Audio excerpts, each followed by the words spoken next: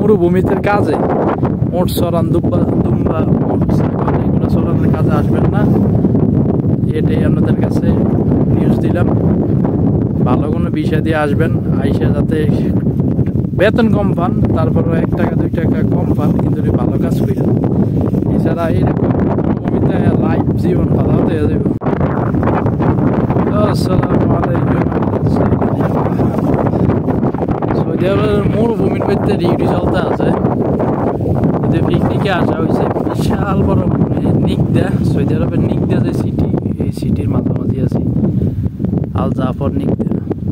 তো এইখানে মূলত একটা জিনিস কি দেখলাম, আমরা পিকনিকে আসছি, হয়তো অনেকটাই কষ্ট হয় এগুলা, তারপরে এই যে বাতাস বালু অল টাইম শরীরের ভিতরে লাগতে আছে। একটা জিনিস কি, এইগুলোতে যারা ডিউটি করে, যে মরু অঞ্চল দেখতে আছেন এটা পুরোটা, কিন্তু অবশ্যই যারা উঁট চড়ায়, ছাগল চড়ায়, তারা কীরকম রোদ, শীতকাল তারপর 22 ডিগ্রি সেলসিয়াস রোদটা আছে, আমাদের কিরকম লাগতেছে।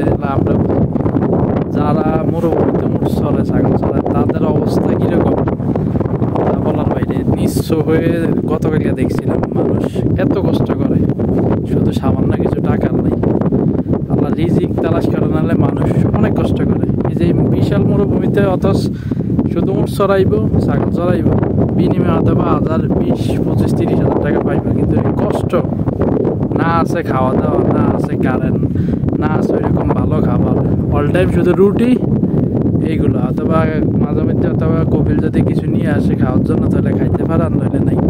তো আশা করি যারা এই সৌদি আরবে আসেন, বাইপা চিন্তা সৌদি আরবে আসবেন, এই উঁট চড়া, উঁট তারপর ছাগল দুম্বা এগুলার কাজে না আসে উত্তম। এগুলা অনেক কষ্টকর, যা বলার বাইরে। কষ্টের কি, যদি চোখ 2 চোখে না দেন তাহলে তো বিশ্বাসে করবেন না। আমি গতকালকে সরাসরি, যদি অন্য কোনোদিন দেখা হয় না, কিন্তু গতকালকে সরাসরি আসছি আর দেখলাম কি যে কষ্ট করে তারা, এই যে বিশাল ভূমিতে তারা এই উঁট চড়াইবে, চড়াই আবার সন্ধ্যা টাইমে রুমে যাইবে, রুমে যাই তারপরে খাওয়া দাওয়া খায়া পরের দিন আবার সকালে আবার আইবে, আবার সন্ধ্যা আইব।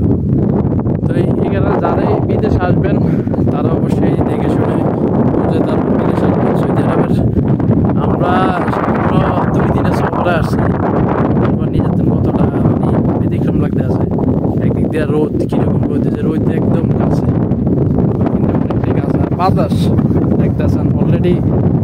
আমাদের যে তাঁবু টাঙ্গাইছি, তাঁবু মনে হয় বাতাসে রয়ে যাইতেছে, এরকম অবস্থা।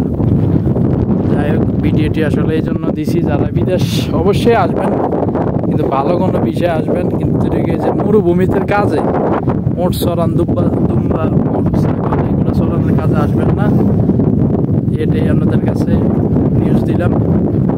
ভালো কোনো বিষয় দিয়ে আসবেন, আইসা যাতে বেতন কম পান, তারপরে 1 টাকা 2 টাকা কম পান, কিন্তু ভালো কাজ করেন। এছাড়া এইরকম মরুভূমিতে লাইফ জীবন ভালো হতে যাবে, কথা বুঝেননি। দেখতেছেন বাতাসে কি আবহাওয়া। আমি একটু শুয়েছিলাম, ঘুমাই না, বাইরে আওয়াজ যে সংস তাঁবুর ভিতরে।